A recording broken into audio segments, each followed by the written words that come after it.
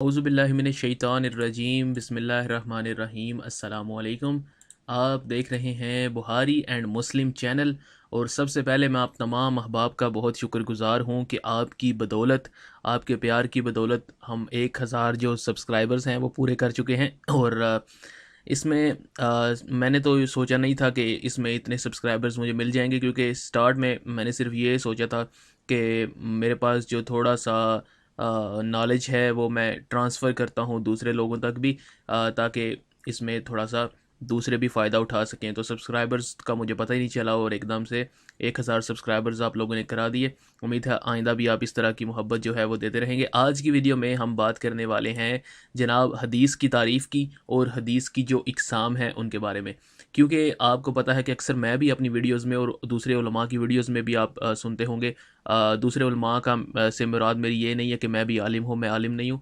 उनको मैंने उलमा कहा है। उनकी वीडियोज़ में आप अक्सर सुनते होंगे कि ये ज़ईफ़ हदीस है, ये जो है क्या कहते हैं मुनक़ते रवायत है, ये है सही रवायत है। तो इनसे क्या मुराद है, सही हदीस क्या होती है, ज़ईफ़ हदीस क्या होती है, ये सब कुछ जानना हमारे लिए ज़रूरी है। और यही आज हम इंशाअल्लाह ताला सीखेंगे। सबसे पहले हम बात करते हैं कि हदीस की तारीफ़ क्या है। हदीस जनाब कहते हैं हर वो जो कौल है, हर वो फ़ेल है या हर वो सिफ़त है जो नबी सल्लल्लाहु अलैहि वसल्लम की तरफ मंसूब हो, उसको आम अल्फाज में हदीस कहा जाता है। ये सिंपल सी डेफिनेशन है हदीस की। आइए हम इसकी जो इकसाम है उन पर बात करते हैं। सबसे पहली जो किस्म है ना हदीस की, वो ये मैंने यहाँ पर स्लाइड तैयार की है, वो है हदीस कौली।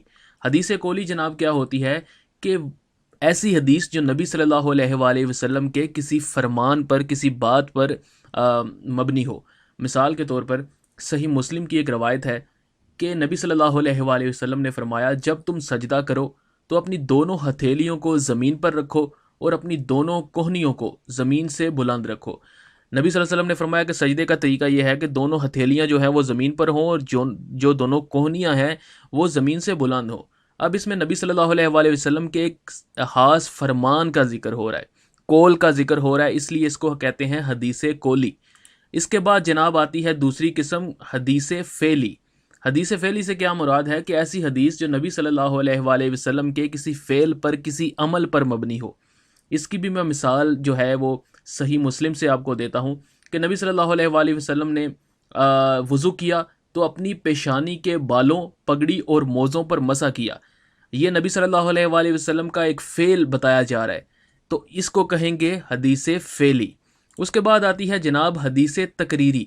हदीस तकरीरी क्या डेफिनेशन है कि अगर सहाबा इकराम में से किसी ने कोई फ़ेल या कोई कौल नबी सल्लल्लाहु अलैहि वसल्लम की मौजूदगी में किया हो और आपने उसे बरकरार रखा हो और आपने उस अमल के ज़िक्र से मना ना फरमाया हो, या आपने किसी भी अमल को देखा हो और उससे मना ना फरमाया हो, तो इसको कहते हैं हदीस तकरीरी। यानी सहाबा में से किसी ने भी कोई अमल नबी सल्लल्लाहु अलैहि वसल्लम के सामने किया या कोई बात की और आप सल्लल्लाहु अलैहि वसल्लम ने उस बात से मना नहीं फरमाया, तो इसको कहते हैं हदीस तकरीरी। ये 3 अक़साम थी जो हदीस की। इसमें हदीस तकरीरी की भी एक मैं मिसाल आपको दे देता हूँ। ये सुनन नबी दाऊद से मैं मिसाल आपको पेश करता हूँ कि रसूलुल्लाह सल्लल्लाहु अलैहि वसल्लम ने एक आदमी को सुबह की नमाज के बाद यानी 2 फ़र्ज़ जो होते हैं ना फजर के, उसके बाद 2 रकतें पढ़ते हुए देखा। तो आप सल्लल्लाहु अलैहि वसल्लम ने फरमाया कि सुबह की नमाज की 2 रकत हैं। उस आदमी ने जवाब दिया मैंने फ़र्ज़ नमाज से पहले की 2 रकतें नहीं पढ़ी थी, लिहाजा अब पढ़ ली हैं। यानी जो 2 सुन्नतें होती हैं ना फजर की, वो उसने नहीं पढ़ी थी उस आदमी ने, तो उन्होंने कहा कि मैंने अब पढ़ ली हैं। तो नबी सल्लल्लाहु अलैहि वसल्लम खामोश हो गए यानी नबी सल्लल्लाहु अलैहि वसल्लम इस पर खामोश हो गए, उसको आगे से मना नहीं फरमाया कि ये बाद में नहीं पढ़ सकते। तो ये मसला भी आपका क्लियर हो गया है। इसको कहते हैं हदीस तकरीरी। आपने वो अमल देखा, उसके बाद आपने खामोशी इख्तियार कर ली। अब जब जनाब हदीस में 2 मज़ीद जो चीज़ें आती हैं वो है सनद। सनद क्या होती है हदीस की जनाब, ये भी आपको एक एग्जांपल से मैं समझा देता हूँ कि ये मेरे पास एक हदीस है सही मुस्लिम की 1308 नंबर सनद। ये देखें, इब्न जलान ने आमर बिन अब्दुल्ला बिन ज़ुबैर से, ये जो होता है ना कि बताया जाता है कि ताबी बताते हैं मैंने किससे सुना, फिर वो बताते हैं मैंने किससे सुना, ये जो सारी चेन होती है इसको सनद कहते हैं। और अगली जो हमारी कैटेगरी है वो है मतन। हदीस का मतन क्या होता है, और जनाब ये सनद के बाद जो सारी हदीस की मेन जो جڑ ہوتی ہے, جو مین الفاظ ہوتے ہیں کہ انہوں نے کہا رسول اللہ صلی اللہ علیہ وسلم جب نماز میں بیٹھ کر دعا کرتے تو اپنا دایاں ہاتھ اپنی دائیں ران پر اور بایاں ہاتھ بائیں ران پر. یہ جو سارا مضمون ہوتا ہے نا حدیث کا, اس کو کہتے ہیں حدیث کا متن. یہ دو چیزیں بھی آپ کی کلیئر ہو گئیں جناب. اس کے بعد اگلی جو ہم نے مزید جو اقسام یہاں پر ہم نے لکھی ہیں ان کے بارے میں ہم آپ کو بتاتے ہیں, اور یہ اکثر آپ ویڈیوز میں سنتے بھی رہتے ہیں. سب سے پہلی قسم ہے جی مرفوع حدیث. اکثر لوگ یوز کرتے ہیں کہ یہ مرفوع حدیث ہے.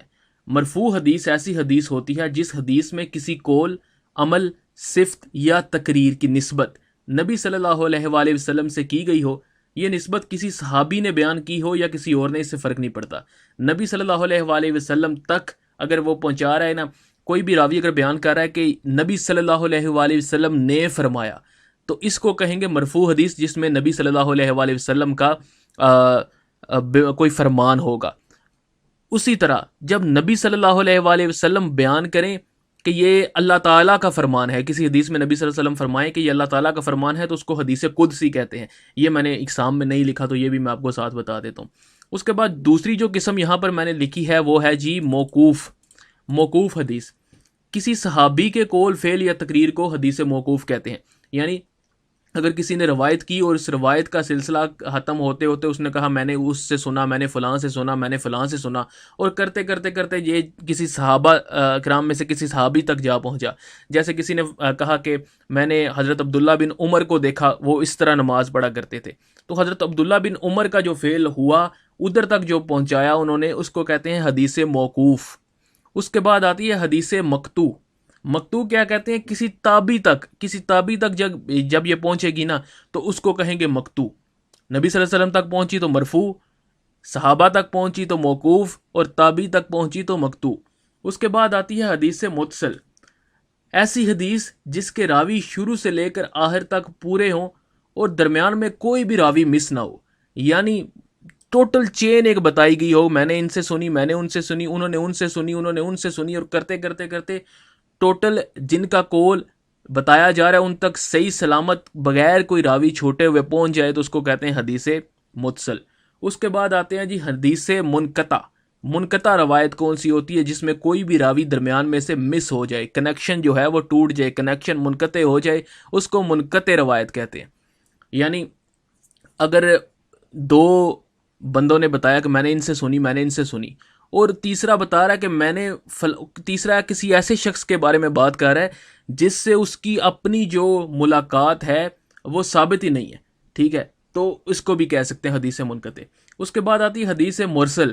حدیث مرسل ایسی حدیث ہوتی ہے جس کی سند تابعی تک جا کر ختم ہو جاتی ہو, اور اس کے بعد مثال کے طور پر کوئی تابعی اگر کہے کہ نبی صلی اللہ علیہ وآلہ وسلم نے فرمایا, یہ وہ نہیں کہہ سکتے. کیوں؟ کیونکہ نبی صلی اللہ علیہ وآلہ وسلم کا فرمان بتانے کے لیے تابعی کو بتانا پڑے گا کہ اس نے کس صحابی سے سنی ہے. کیونکہ جو تابعی ہوتے ہیں وہ تابعی ہوتے ہی اس لیے ہیں کیونکہ ان کی نبی صلی اللہ علیہ وآلہ وسلم سے ملاقات نہیں ہوتی. اگر ملاقات ہوتی تو وہ صحابی ہوتے. تو تابعی نے نبی صلی اللہ علیہ وسلم سے ملاقات کی نہیں, تو وہ ان کا کول ڈائریکٹ تابعی تک کیسے پہنچا, ان کو اس صحابی کے بارے میں بتانا پڑے گا کہ میں نے اس صحابی سے سنا. اگر وہ صحابی کے بارے میں نہیں بتا پاتے, ڈائریکٹ حدیث جو ہے نبی صلی اللہ علیہ وسلم سے روایت کرتے ہیں, تو اس کو حدیث مرسل کہیں گے, جس میں صحابی تک وہ نہیں پہنچا سکے, ٹھیک ہے. اس کے بعد جناب ایک اور حدیث کی قسم ہے جس کو میں نے ادھر لکھنا میں پھر بھول گیا ہوں, اکثر آپ نے سنی ہوگی, حدیث متواتر. مجھے ادھر سے یاد آیا کہ حدیث متواتر وہ ہوتی ہے جس کی سند بھی پوری ہو اور ہر زمانے میں اتنے لوگوں نے اس کو روایت کیا ہو کہ وہ آپ کو مطلب آپ کی جو عقل ہے وہ تسلیم ہی نہ کرے کہ یہ حدیث غلط ہو سکتی ہے. ہر زمانے میں لوگوں نے اس کو بیان کیا ہو, اتنی مشہور ہو جائے اور اس کی سند بھی پوری ہو, اس کو کہتے ہیں حدیث متواتر. جو عمل نسل در نسل اور کہنا اجماع امت سے آپ تک ٹرانسفر ہوتی رہی ہو, ٹھیک ہے, اس کو کہتے ہیں حدیث متواتر. اس کے بعد جناب سب سے زیادہ استعمال ہونے والے جو دو الفاظ ہیں وہ ہے صحیح حدیث اور ضعیف حدیث. صحیح حدیث ایسی حدیث ہوتی ہے جو سب سے اعلیٰ مرتبے کی حدیث ہوتی ہے. اس میں تمام راوی بھی پورے ہوتے ہیں, پوری سند بھی پوری ہوتی ہے, اور راوی جو ہوتے ہیں ان میں خاص کوالٹیز ہوں گی. جتنی بھی چین بیان ہوئی ہے نا کہ انہوں نے بتایا پھر انہوں نے بتایا پھر انہوں نے بتایا, ان سب میں یہ کوالٹیز بھی ہونی چاہیے جو میں بیان کرنے والا ہوں. ان میں ایک کوالٹی یہ ہونی چاہیے کہ سب عاقل ہوں, سب بالغ ہوں, کوئی بھی ان میں سے جھوٹ نہ بولتا ہو, سب متقی ہوں. اگر کسی سے کوئی گناہ کبیرہ سرزد ہوا ہو تو اس کی توبہ بھی کر لی ہو. اس کے بعد ننگے سر نہ گھومتے ہو, سرے راہ بیٹھ کر پیشاب نہ کرتے ہو. ٹھیک ہے. اس کے بعد بازار میں بیٹھ کر کھاتے نہ ہو, ہوشیار ہوں. یہ ساری کوالٹیز اگر ہوں گی ان راویوں میں پھر صحیح حدیث ہوگی. اس لیے جب کہا جاتا ہے نا کہ یہ صحیح حدیث ہے تو وہ بہت بڑے لیول کی حدیث ہوتی ہے, اس میں کسی قسم کے شک و شبے کی بات جو ہے وہ نہیں ہوتی. اس کے بعد جو دوسری حدیث آپ سنتے ہیں ضعیف حدیث. اچھا, کچھ لوگوں کا یہ مسکنسیپشن ہے یا خیال ہے کہ ضعیف حدیث اس حدیث کو کہتے ہیں جو جھوٹی ہو. ایسا نہیں ہے. ضعیف حدیث من گھڑت یا موضوع نہیں ہوتی. یہ آپ نے دھیان رکھنا ہے کہ ضعیف حدیث کی بھی یہ لازمی ہے کہ وہ من گھڑت یا جھوٹی حدیث نہیں ہوتی. صحیح ہے. اس میں یہ ہوتا ہے کہ اس میں سند اگر پوری ہے تو کوئی راوی ہے جس کی یادداشت کمزور ہے, یا کوئی ایسا راوی ہے جس پر زیادہ لوگوں کو ٹرسٹ نہیں ہے, ٹھیک ہے, یا کوئی ایسا راوی ہے جس میں اس میں سے کوئی راوی مس ہو گیا. یہ ان ساری چیزوں کے بعد جو ہے حدیث کو ضعیف کہا جاتا ہے. مطلب اگر ایک بندے کی یادداشت ہی نہیں ہے تو اس سے پھر اس کے مقابلے میں اگر کوئی حدیث ہو رہا ہے, فار ایگزامپل میں صرف ایگزامپل کے طور پر بتا رہا ہوں کہ اگر کسی نے روایت کی کہ نبی صلی اللہ علیہ وآلہ وسلم نماز میں یہ کام کرتے تھے, ٹھیک ہے, لیکن اس میں سے ایک ایسا راوی ہے جس پر شک ہے, جو اکثر بھول جاتا ہے, جس کی یادداشت کمزور ہے, اور اس کے مقابلے میں ہمیں 10 حدیث مل جاتی ہیں صحیح والی کہ نبی صلی اللہ علیہ وسلم نماز میں یہ کام نہیں کرتے تھے, تو جو پہلے والی حدیث تھی نا وہ ضعیف ہو جائے گی. ٹھیک ہے. اس طرح سے یہ سارا جو حدیث کا علم ہے وہ ٹرانسفر ہوتا ہے. اس کی بہت زیادہ اقسام ہے. یہ میں نے صرف وہ کنسیڈر کیے ہیں جو روزمرہ کی زندگی میں اگر آپ اسلامک بیان وغیرہ سنتے ہیں, اور آنے والی ہماری ویڈیوز میں بھی آپ کو ریفرنس کے طور پر یہ حدیث جو ہے, یہ ٹرمز جو ہیں وہ یوز کی جاتی ہیں. امید ہے آج کی ویڈیو آپ کو پسند آئی ہوگی. ویڈیو کو لائک کریں, چینل کو سبسکرائب کریں, دوستوں کے ساتھ شیئر ضرور کریں. شکریہ.